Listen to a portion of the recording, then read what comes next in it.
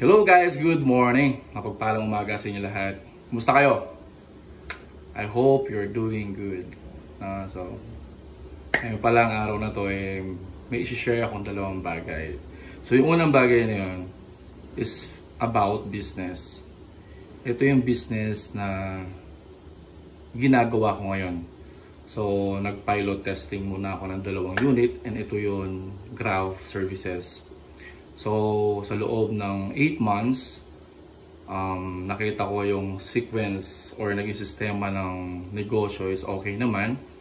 Nakukuha ko yung pambayad ng panghulog ng sasakyan, and the rest na pambabayad ko doon sa aking mga nahiram na pera para sa kapital.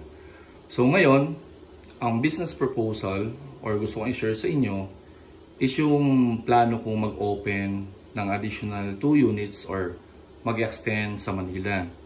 I just heard sa mga kaibigan ko na open daw ang Grav sa Manila, and mura ang prangkisa, ang franchise compare dito sa Pampanga Region 3. So share ko lang sa inyo, ang franchise or prangkisa na nakuha ko sa dalawang unit ko is 120,000 each. So imagine niyo, dalawang unit po yung nailabas ko last 8 months, and 240,000 na po yun. Last po yung down payment po ng mga sakyan, Vios and Mitsubishi Mirage G4. So yun, to make the story short, okay yung flow. Hulugan ko yung sasakyan, nakapagbayad ako ng mga utang. So ngayon, nakapag-usap kami ng asawa ko, and nilatag ko sa kanya yung proposal na maglalabas ako ng 2 pang unit na itatayo ko naman sa Manila. Bakit ko naisipan kong tayo doon? Dahil unang-una is mababa or mura ang prangkisa doon. And napakadali ng process compare po dito sa Region 3.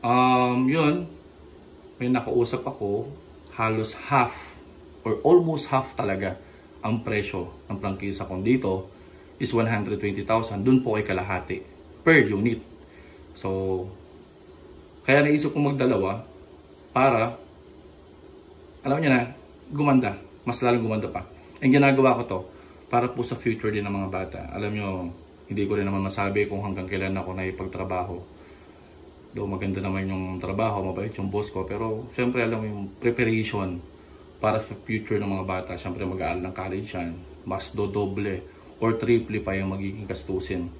So, kung ako na pag iisipan ko to, sigurado kayo rin. So, paano ba kumita or paano magkaroon ng extra income? So, ito pa yung mga tatalakayin natin.